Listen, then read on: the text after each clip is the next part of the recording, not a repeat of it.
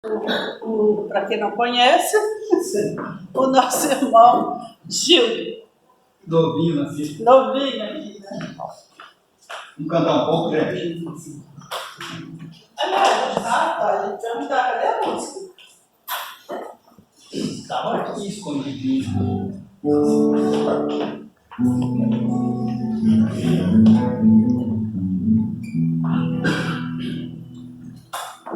tema dessa música é diretamente relacionado ao assunto que a gente vai conversar hoje.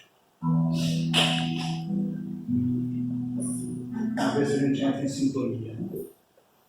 Semeia por onde fores amor, bondade e carinho, e transformarás em flores as pedras do teu caminho.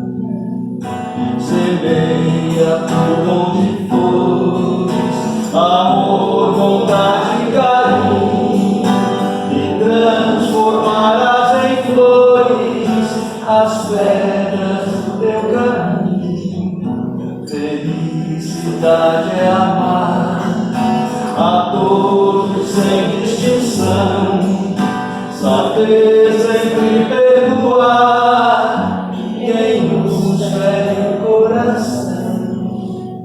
Essa estrofe tem que repetir.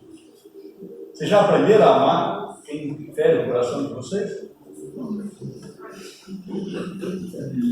Felicidade é amar a todos sem distinção, saber sempre perdoar quem nos fere o coração. Berço e túmulo, limites de nossa vida na terra, mas numa coisa acredite: a vida aqui não se encerra. Nascer, morrer, renascer, eis aí a grande lei. Só assim posso crescer, só assim progredirei.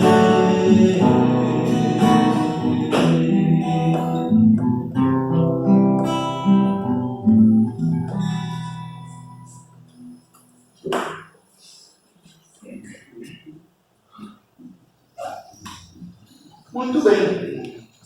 Boa noite. Boa noite. Precisa lembrar sempre. É aqui uma reunião de trabalho. Todos nós estamos reunidos para desenvolvermos um trabalho junto essa noite.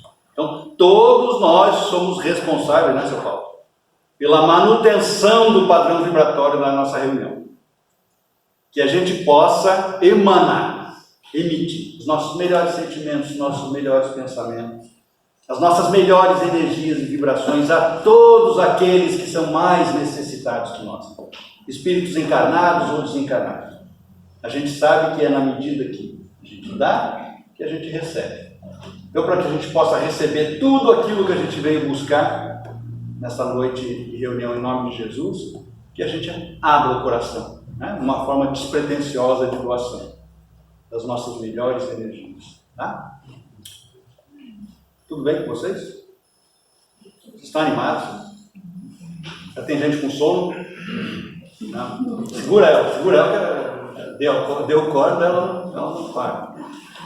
Pois bem, nós deixamos rodando aqui fundamentos filosóficos que os espíritos transmitiram a Allan Kardec, na questão 171 dos espíritos, para que a gente possa fundamentar racionalmente o entendimento de que a lei da reencarnação faz parte do contexto das leis divinas, das leis universais que regem, que dirigem o crescimento do espírito no universo. Tá? O nosso objetivo aqui hoje não é aprofundar o entendimento sobre a reencarnação. Porque aqueles que não tiveram oportunidade de participar de grupos de estudos, com um estudo aprofundado sobre a reencarnação, teriam muita dificuldade de acompanhar. Então, o nosso objetivo principal é manter o foco no nosso comportamento individual. Cada um pergunta para si, para a sua consciência. Não está fazendo nada mesmo? Pergunta lá para a tua consciência. Como é que eu me comporto em face dos novos ensinamentos que a doutrina espírita está me trazendo? Que tipo de comportamento, de reação eu tenho diante de novos ensinamentos? Daqueles que vêm acrescentar algum tipo de conhecimento ao conhecimento que eu já tinha antes de ter o contato com a doutrina espírita. Nós vamos pegar como fundamento doutrinário os conteúdos do livro Boa Nova, de autoria do Espírito Humberto de Campos, psicografado por Chico Xavier, que basicamente é o livro que tem servido para nós em todas as nossas conversas ao longo do ano. Quando a gente abordou o tema fidelidade a Deus, lembra? Não minta, vai de castigo. Quando a gente abordou o tema fidelidade a Deus, nós levantamos alguns questionamentos a respeito da nossa dificuldade de colocar em prática as leis divinas. E avaliando aquelas leis divinas que nós já conhecemos, aquelas que nós já aceitamos como leis universais, e pensando na dificuldade que nós temos de colocá-las em prática, quando nós já temos recursos para estar praticando espontaneamente as leis divinas, nós propusemos naquela reunião a tese de que a nossa dificuldade para praticar as leis divinas é porque o nosso comportamento, de um modo geral, é compatível com as características dos espíritos pseudo-sábios, que Allan Kardec nos apresenta na escala espírita, lá na questão 104 do Livro dos Espíritos. Quem são os espíritos pseudo-sábios? São aqueles que pensam que sabem mais do que na verdade sabem. Quem não tiver inserido nesse contexto pode ir embora. E nessa presunção de superioridade, uma característica que se destaca nas nossas personalidades, no dia a dia, de modo geral, é a teimosia. E alguns de nós teimam em dizer que não são teimosos. Tem algum aqui que teima em dizer que não é teimoso? Pois é. A esse respeito, Joana de Ângeles, no livro O Ser Consciente, psicografado por Divaldo Pereira Franco, nos diz que a principal característica de comportamento dos seres humanos no estágio evolutivo que nós estamos é a nossa natureza recalcitrante. Todos nós temos predisposição para cometer erros constantemente, frequentemente, repetidamente. Hoje, todos nós cometemos erros que nós já cometemos recentemente no nosso passado, nesta vida física. Nós ainda hoje cometemos erros que cometemos há alguns meses, alguns anos, algumas décadas nessa vida física. Mas a nossa natureza recalcitrante, ela é tão enraizada na nossa condição mental, que nós conseguimos a proeza, dona Sandra, de praticarmos nesta vida física erros que nós temos cometido ao longo de várias vidas passadas. E essa nossa natureza recalcitrante, ela aparece apesar da boa vontade. Todos nós temos boa vontade, não temos? Os que estão acordados, tem? Sim. Pois é. Senão a gente nem estaria aqui. Teria ficado em casa vendo novela, fazendo outra coisa. E a nossa natureza recalcitrante, dona Cléia, aparece, inclusive, apesar da gente ter vontade de acertar. Quem levantou hoje pensando assim, hoje eu vou errar? Todos os dias a gente levanta, hoje, né, Merigo? Vou acertar. E vira e mexe, tá lá a casca de banana, lá vou eu escorregar de novo. A gente comete os mesmos erros com alguma frequência. Essa nossa predisposição a errar, apesar da boa vontade e apesar da vontade de acertar, é porque nós pretendemos ainda, por ingenuidade, atingirmos resultados diferentes fazendo sempre a mesma coisa. Não muda. Se a gente não se transformar, se nós não nos modificarmos, os resultados não serão diferentes dos resultados que nós atingimos no nosso passado, desta encarnação e de encarnações passadas. Então, a terceira característica da nossa pseudo-sapiência é o fato de nós termos uma teimosa resistência à mudança. E nós estamos falando que os nossos trabalhos, as nossas reuniões, as nossas conversas têm o propósito de facilitar, de favorecer a nossa evolução espiritual. Foi para isso que nós saímos de casa. Para a gente receber alguma coisa aqui que estimule a nossa transformação espiritual. E evolução significa progresso. Evolução significa modificação contínua e progressiva. E nós, na nossa ingenuidade, na nossa ignorância, muitas vezes achamos que modificação contínua já significa evolução. Aí mudei de vida, amiga. Larguei tudo que me incomodava. E a gente muda de roupa, muda de cara, muda de cidade, muda de emprego, muda de país, muda de sexo. Hoje os caras fazem isso. Isso não é evolução. Você pode estar mudando e andando em círculos, espiritualmente estagnado. Evolução é modificação contínua e progressiva, como Emmanuel fala, para frente e para cima. Evolução pressupõe a necessidade de desenvolvimento, melhoria, crescimento, aperfeiçoamento dos atributos espirituais que nós viemos fazer aqui na Terra. Nós trouxemos esses atributos para serem aperfeiçoados aqui. Aqueles de nós que insistem em oferecer resistência à sua transformação íntima estão minando a sua possibilidade de evolução. E é justamente sobre esse assunto que Humberto de Campos trata nesse trechinho do livro Boa Nova que nós estamos estudando hoje. E ele nos fala do comportamento dos fariseus, dos judeus, na época em que Jesus esteve aqui encarnado junto com a gente, que representavam a casta social com mais amplo conhecimento dos assuntos transcendentes, dos assuntos ligados aos valores espirituais.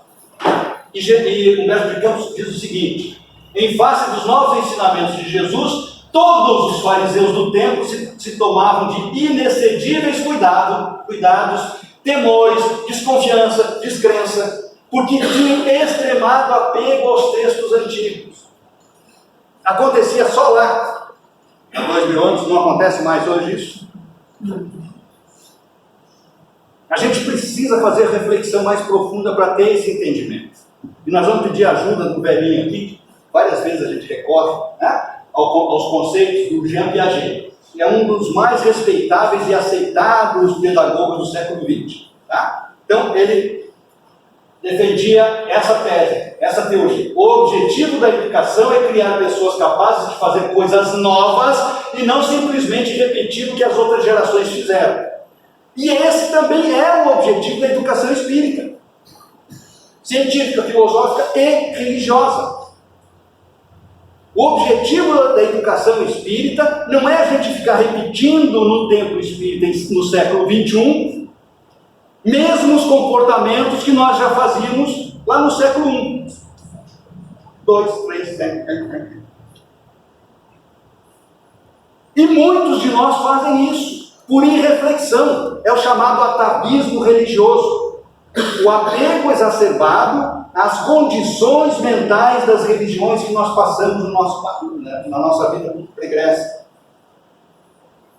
E aqui tem um outro entendimento importantíssimo. A educadora espírita Lúcia Moisés, no seu livro A Evangelização Mudando Vidas, nos lembra que Jean Piaget constatou que o desenvolvimento do aprendizado se dá através de estágios distintos, que ocorrem à medida que o ser vai amadurecendo as suas várias funções. A gente já tem experiência, quem passou por uma escola sabe disso. Cada ciclo educativo, a gente precisa de esquemas mentais, amadurecer o nosso entendimento de acordo com determinados esquemas mentais, para que o aprendizado aconteça. Quando termina aquele ciclo educativo, para passar, para evoluir para um ciclo educativo de mais progresso, a gente precisa abrir mão dos esquemas mentais que nos serviram até então e tomar posse de novos esquemas mentais. Aprimorar a nossa condição íntima, amadurecer a nossa condição íntima, para tomarmos posse de novos esquemas mentais, para aprendermos, para desenvolvermos o aprendizado nesse novo ciclo que se inicia. Esta é a proposta dos ensinamentos de Jesus, por isso que Jesus veio falando, eu não vim destruir a lei. E é a mesma proposta do Espiritismo, quando propõe o cristianismo redivivo. Para a gente tomar posse de novos esquemas mentais para a nossa evolução espiritual, a gente não precisa desmerecer, renegar, menosprezar o aprendizado religioso que nós tivemos antes de chegar à doutrina espírita. São joias, são preciosidades que nos trouxeram até onde nós estamos, que nos foram úteis no nosso despertamento da consciência espiritual. Mas agora nós precisamos tomar posse de novos esquemas mentais. E é aí que a porquinha torce o rabo. Humberto de Campos nos aponta dois comportamentos muito comuns dos nossos esquemas mentais do passado que nos impedem de assimilar os novos ensinamentos que a doutrina espírita está nos oferecendo. São os seguintes. Primeiro, quase todos nós temos uma tendência, a maioria de nós tem a tendência de se deixar seduzir pelas grandes promessas com referência ao seu futuro material. Se a gente pegar e der um papelzinho e uma caneta para cada um, para fazer uma lista de todas as suas predisposições futuras, das suas expectativas de futuro, se cada um de nós for fazer isso, talvez nenhum espontaneamente fizesse uma expectativa de futuro na vida espiritual. Na hora de fazer de propor uma transformação para o futuro, a maioria de nós está preocupado com referência única e exclusivamente ao seu futuro material. É um condicionamento mental que todos nós temos e que a maioria de nós não consegue se ver como um ser espiritual. A maioria de nós se vê como um corpo, que talvez, ao que tudo indica, tenha um espírito aqui dentro chacoalhando.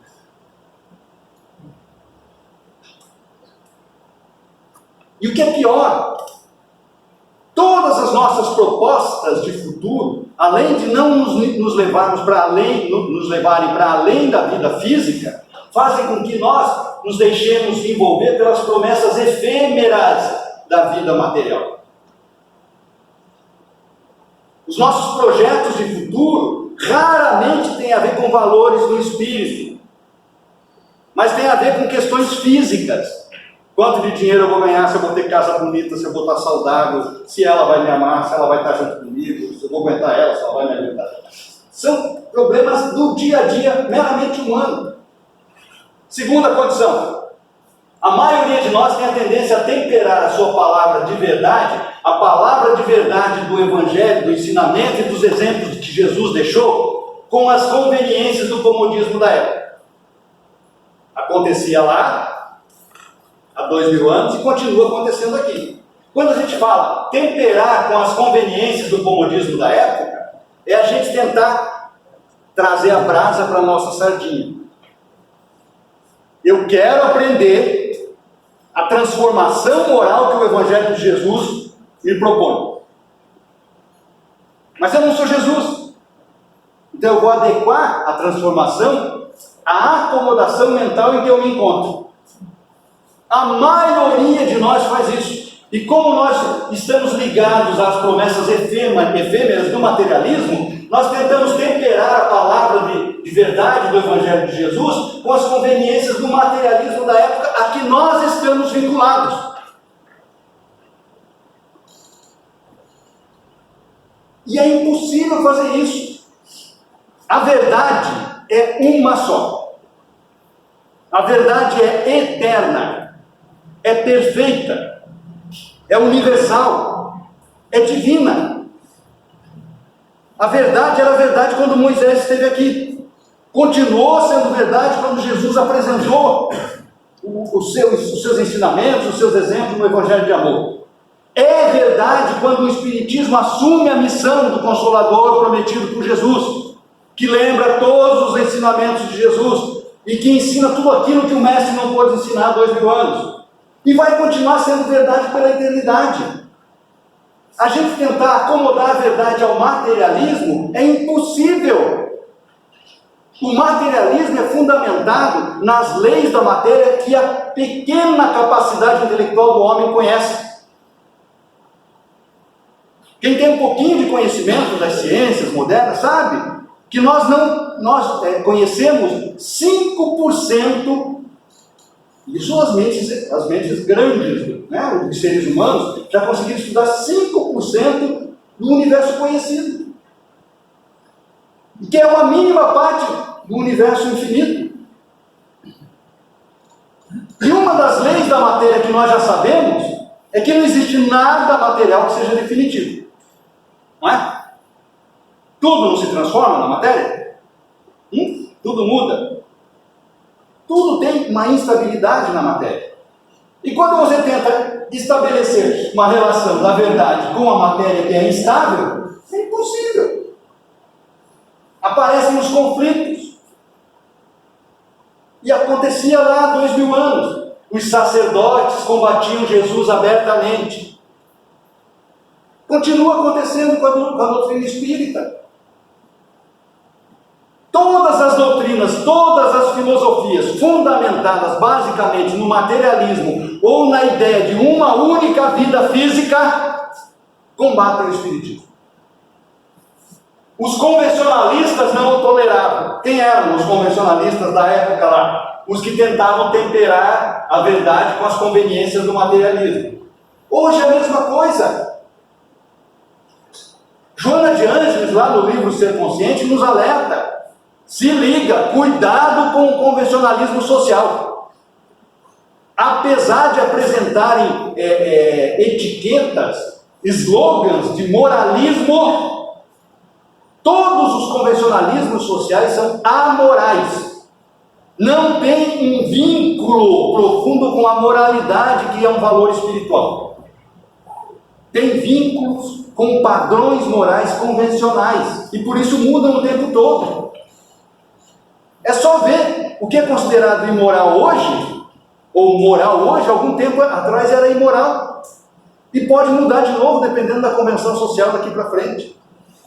E Joana de Ângeles alerta, a maioria dos convencionalismos sociais é imoral. Vai contra as necessidades de crescimento da moralidade do espírito.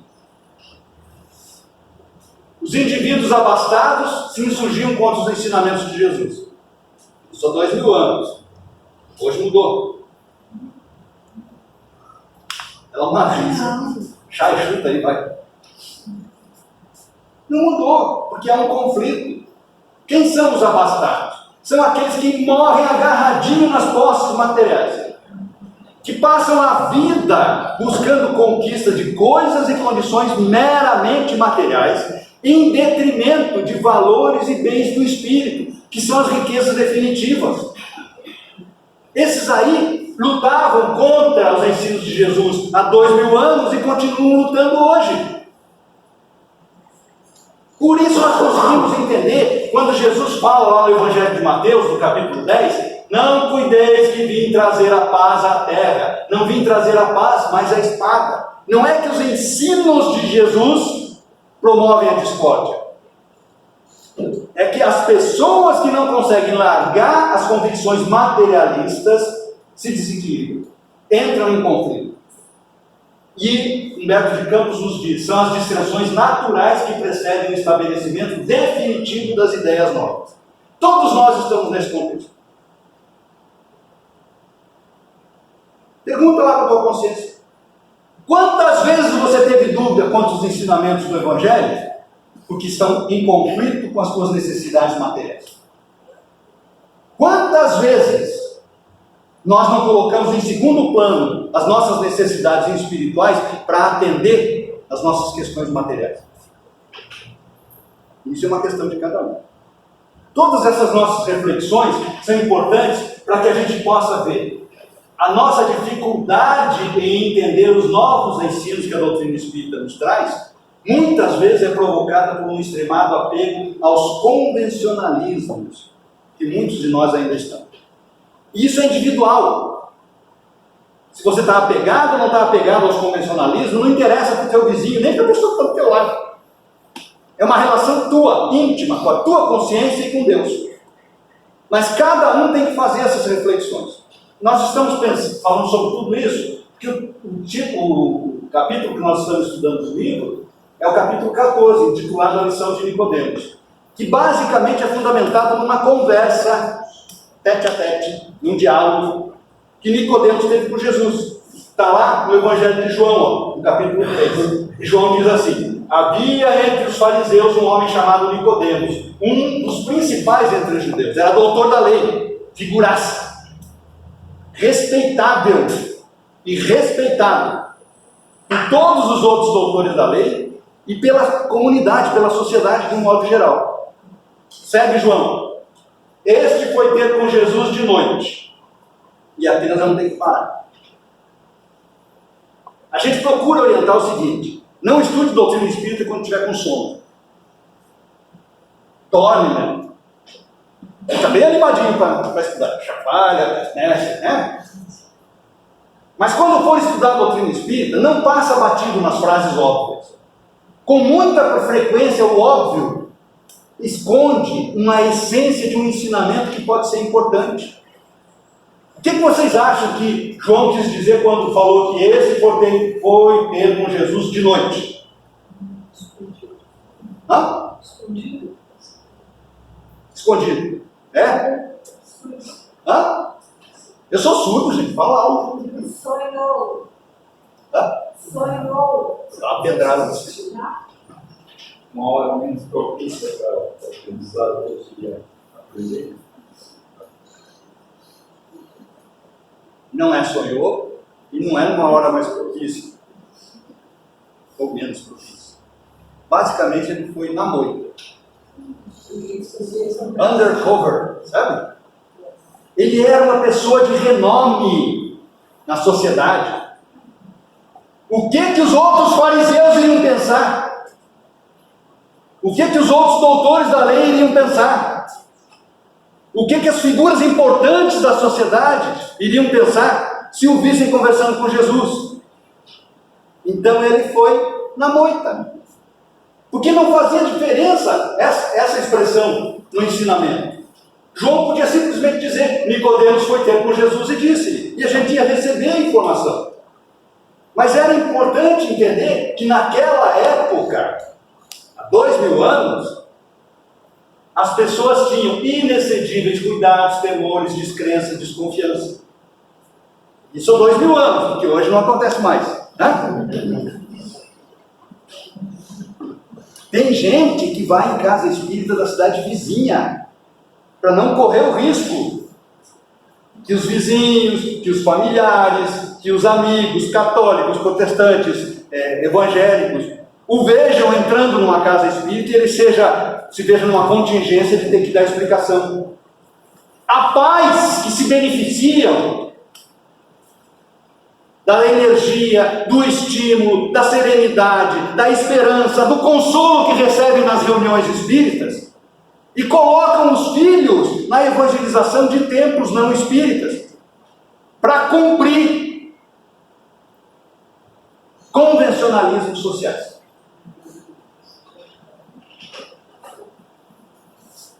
Isso tudo está errado. Me dá nos nervos. Não dá nos nervos. É normal. São dissensões naturais que precedem o estabelecimento definitivo das ideias novas. Se nós não estamos fazendo isso hoje, nós já andamos fazendo no nosso passado. Às vezes, nesta encarnação deles. Nicodemos chegou lá para conversar com Jesus. Foi recebido. Daí ele falou: Rabi, sabemos que és mestre vindo de Deus, pois ninguém pode fazer esses sinais que tu fazes se Deus não estiver com ele. Cumprimentou Jesus com reverência, reconhecendo a condição de mestre de Jesus. Mas quando a gente lê o resto da conversa, dona Mãe, dá a impressão que, cortaram a conversa, editaram. A gente sabe que a maioria dos textos são cópias, né, que a gente tem. Cópias dos originais. É bem provável que quem copiou cortou um pedacinho da conversa ali, porque a gente vê que a resposta de Jesus não tem nada a ver com o cumprimento de Nicodemos. E quando eu estava quebrando a cabeça para tentar entender isso, eu fiquei olhando a ilustração que eu coloquei aqui no slide. Olha o tipinho do Jesus. Parece bem zen. Nicodemos chegou todo formal, e ele virou para o Nicodemos falando assim: e aí, bro, tá de boa? Vê se não é? No desenho tá assim, ó. Daí levantou a mãozinha direita e falou: toca aqui. Dá a impressão de alguma coisa parecida, porque logo depois desse cumprimento formal de Nicodemos, Jesus falou: em verdade te digo que se alguém não nascer de novo, não pode ver o reino de Deus. Olha a cara de pastel do Nicodemos. O que esse cara está falando? Não entendi nada, não estou entendendo. Estava falando assim. E perguntou para Jesus: como pode um homem nascer sendo velho? E continuou o raciocínio: porventura pode tornar a entrar no ventre de sua mãe e nascer? E ele ficou se imaginando, velhinho dentro da barriga da mãe lá, esperando o corpo renascer. Obviamente ele contestou a afirmação de Jesus com o conceito de ressurreição que foi fundamentado pela Igreja Católica 300 anos depois dessa conversa. Mas a ciência já comprovou: o corpo que morre não renasce. Porque o corpo orgânico começa a se decompor alguns segundos depois da morte física. O corpo orgânico que se decompõe se transforma em várias outras formas de energia e dá a possibilidade de surgimento de milhões de outros corpos orgânicos. Jesus falou para ele: em verdade te digo que se alguém não nascer da água e do Espírito, não pode entrar no reino de Deus. Allan Kardec, em Introdução ao Estudo do Espiritismo, antes do Prolegômenos, antes do capítulo 1 da parte 1ª do Livro dos Espíritos, nos fala: o ser humano tem duas naturezas. Uma natureza espiritual, que nos coloca com a possibilidade de estarmos em sintonia com os espíritos superiores, com o pensamento elevado de Deus, e uma natureza animal, em tudo semelhante aos corpos orgânicos dos outros animais que habitam no planeta. Por isso Jesus falou: que é nascido de carne é carne, o que é nascido do Espírito é Espírito. E olha a cabecinha do Nicodemos, virou uma fumaça só. Há um termo em psicologia que fala de cegueira psíquica.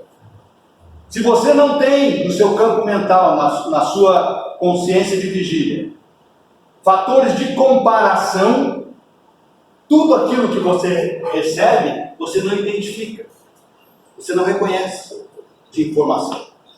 Não te admires eu te haver dito que necessário é nascer de novo. E olha lá.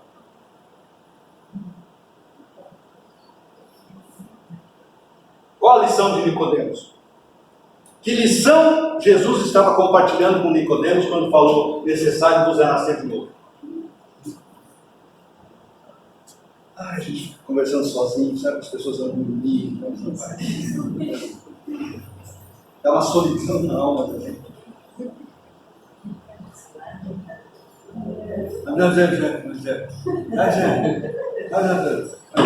Qual lei? Lei da reencarnação. Dona Chay. Salvou-se uma alma do purgatório. Está falando sobre a lei da reencarnação. Mas, e não era um conceito novo. Os fundamentos da lei da reencarnação estão todos no Velho Testamento. Nicodemos deveria saber sobre isso. Mas aqui existe uma outra lição que essa passagem está nos contando. Eu não vou nem perguntar, porque vocês já estão meio dormindo, mesmo. Tá? Nicodemos era doutor da lei. Um doutor da lei, os judeus, de um modo geral, estudam as escrituras sagradas desde criança. Mas um doutor da lei vive para isso, para estudar e interpretar as escrituras sagradas. E, no entanto, quando Jesus falou para ele sobre a reencarnação, a criaturinha ficou lá, ó, cheia de dúvida. A lição é o seguinte: não adianta conhecimento. Só conhecimento teórico não fundamenta o seu despertamento espiritual. Tu pode ler todas as obras básicas do Espiritismo de ponta a ponta, conhecer capítulo por capítulo. E isso não está promovendo a sua evolução espiritual, a sua transformação íntima.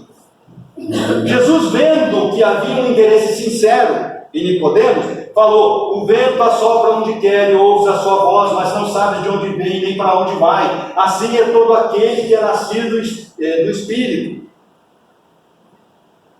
E Humberto de Campos nos diz: o mestre nunca perdeu o ensejo de esclarecer com a luz da verdade que a sua palavra divina trazia ao pensamento do mundo, mesmo percebendo que o outro não estava entendendo lufas do que ele estava falando. Mas aqui tem uma outra lição.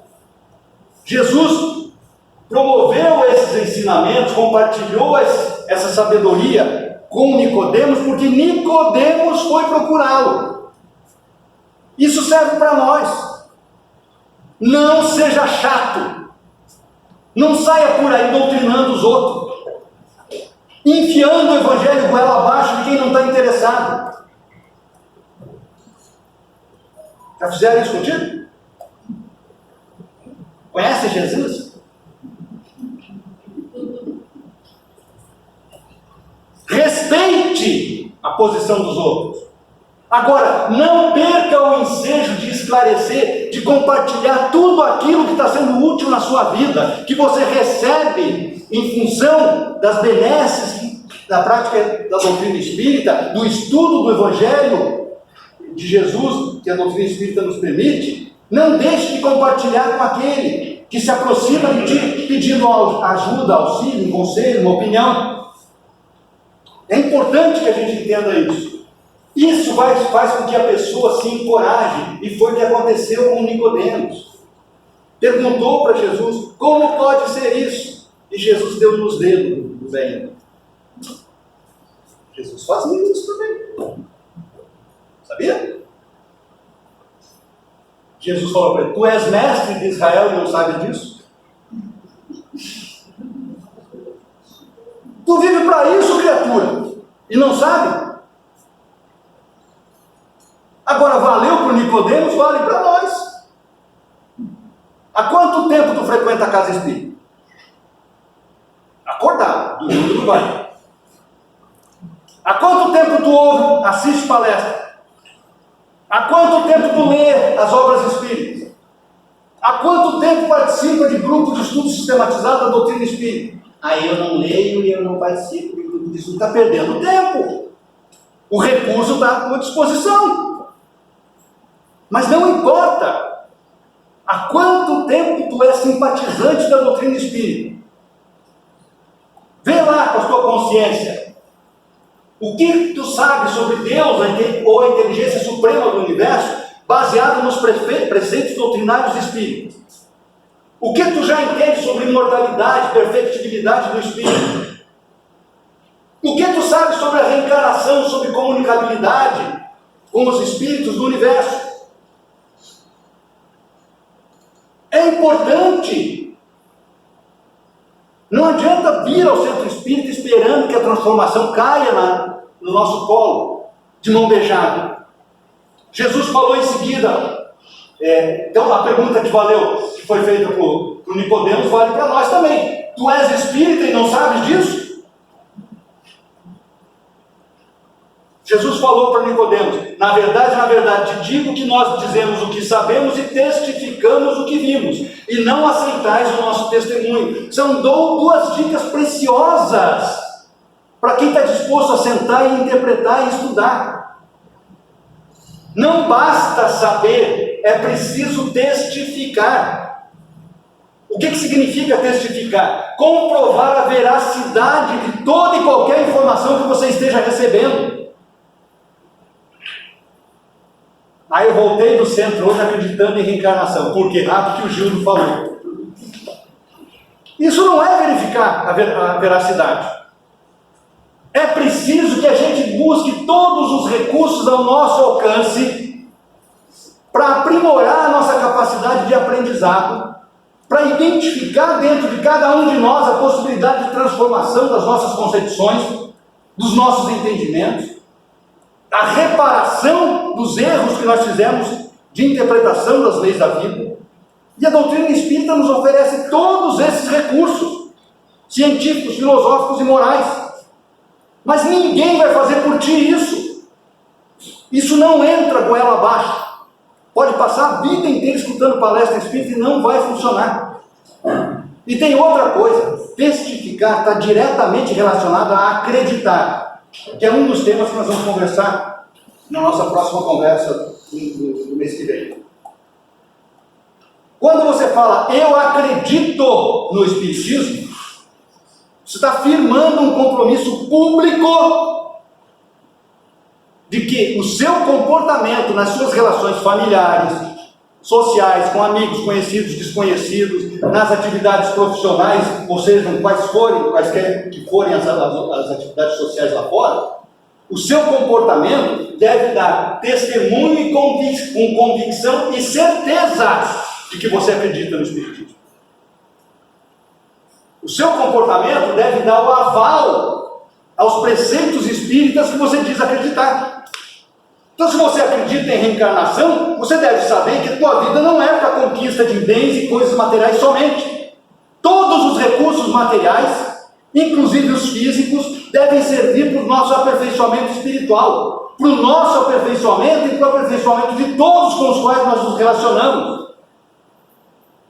E quem não estiver testificando, vai continuar aqui, não aceitando o testemunho daqueles que conheceram e testificaram. O exemplo, os ensinamentos de Jesus não tocam o indivíduo. Ele não verificou a veracidade. Ele não dá testemunho de convicção e certeza no seu dia a dia. O testemunho, os exemplos, os grandes exemplos de todos os espíritos luminares ao longo da história da humanidade não são suficientes para tocar o indivíduo, para que ele possa se esforçar para se transformar, porque ele não está testificando os ensinamentos que está recebendo. É importante que a gente tenha isso. E quem ficar aqui sem aceitar o testemunho de quem já atingiu esse processo de despertamento, vai viver com cuidados inexcedíveis, com temores, com desconfiança e descrença. Ninguém vai te tirar dessa condição. É você que tem que sair. Se vos falei de coisas terrestres e não crestes, como crereis se vos falar das celestiais? Ele está falando sobre reencarnação. Jesus está falando sobre reencarnação com Nicodemos e dizendo que é coisa terrestre. Não é uma verdade transcendente do Espírito. Nós não temos bala na agulha para entender isso ainda. A reencarnação está diretamente vinculada às leis da matéria que nós conhecemos. Nós estamos aqui animando corpos físicos hoje porque o nosso corpo espiritual é excessivamente materializado. Nós temos um corpo espiritual muito denso, muito pesado, nós estamos presos à superfície planetária.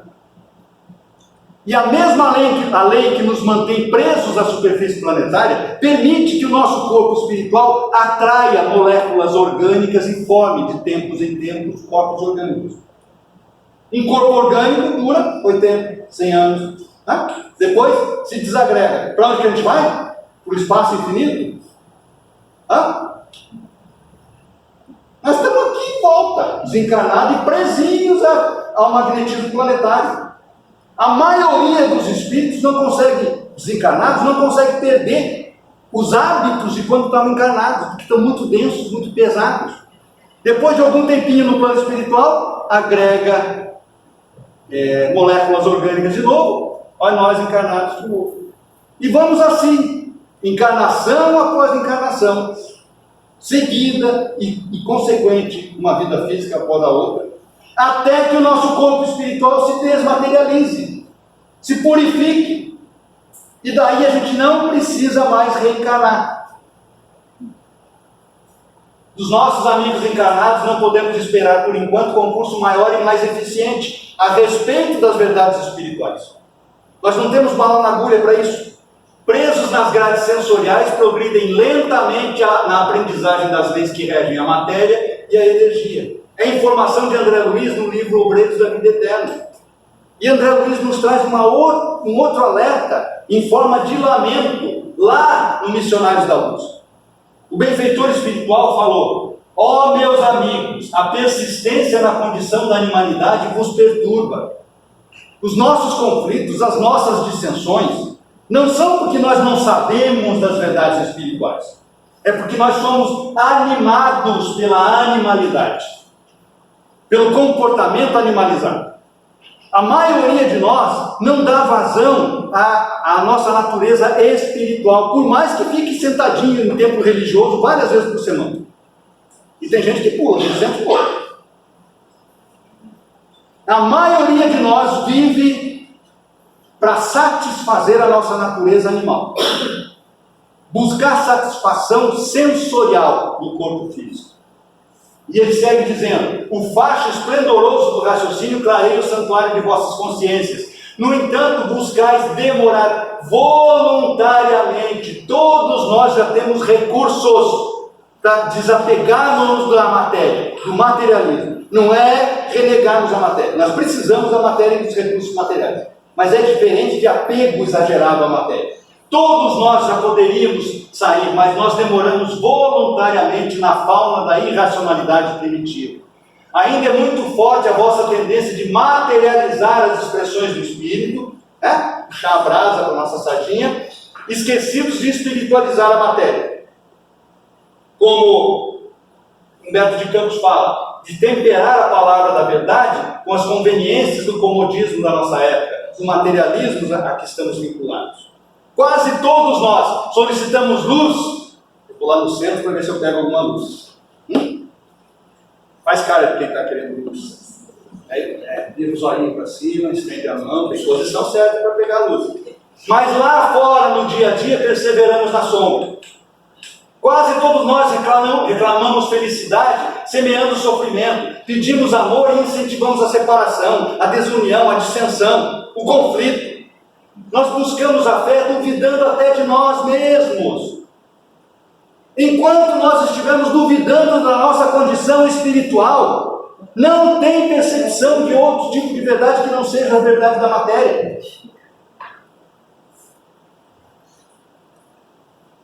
Olha, Nicodemos saiu contente depois dessa conversa, né? Extremamente confundido. Saiu. Nos conta lá, Humberto de Campos. Principalmente pelo que Jesus falou no final. Jesus falou para ele assim: seria loucura destinar os alimentos apropriados a um velho para o organismo frágil de uma criança. Se a gente pegasse um recém-nascido e desse uma feijoadona caprichada, a comida baiana bem condimentada, apimentada, um recém-nascido, o que ia acontecer? Ia implodir, coitadinho, né? A providência divina não se engana. Se foi favorecido aparecer na nossa vida, nesta encarnação, a oportunidade de recebermos o alimento substancioso que a doutrina espírita nos oferece, é porque o nosso espírito está apto a receber essas verdades. Necessita desses nutrientes para fortalecer a nossa predisposição de evolução e crescimento espiritual. Não estranho a exiguidade da tua visão espiritual diante dos textos dos profetas. Falou Jesus para o velhinho, que já estava rente ao chão, né? Nessa altura do campeonato ele já estava acabado. O que é a exiguidade? Ao brinco. Hã? Mojipa. Hã? Pacas. Pequenez, limitação. Né? Jesus falou para Nicodemos: não estranho a pequenez da tua visão espiritual diante dos textos sagrados. A maioria das pessoas, todas as criaturas, são feito o mesmo. Fazíamos isso há 2000 anos e continuamos fazendo agora. Nós precisamos entender que a nossa visão espiritual é restrita e cabe a cada um de nós aperfeiçoar os nossos atributos espirituais para ampliar o nosso entendimento. 2 discípulos estavam sapeando a conversa de Jesus com Nicodemos, na moita, escondidinhos. Tiago, o outro eu não me lembro quem. E eles ficaram empenhados, ficaram muito entusiasmados com essas novidades que Jesus estava ensinando, e ficaram empenhados em obter do Messias o necessário esclarecimento acerca daquela lição nova. E esse é o nosso objetivo hoje. Que cada um de nós se sinta... O nosso objetivo não era dar respostas, não era trazer respostas, mas era estimular a necessidade de cada um de nós perceber: nós precisamos aprender mais. Nós precisamos fazer o esforço necessário para a nossa transformação íntima. Nós precisamos ficar empenhados em buscar no Evangelho de Jesus, ensinados pela doutrina espírita, explicado e comprovado pela ciência, pela filosofia e pela moral espírita, para a gente obter o necessário esclarecimento que nós precisamos para as lições novas. E que é empenhado? Empenhado, que nós demonstremos interesse sincero na nossa transformação, que nós possamos nos esforçar para atingir o objetivo que nós queremos da nossa paz espiritual, da nossa serenidade, do nosso melhor discernimento, mas que para isso a gente precisa ficar comprometido.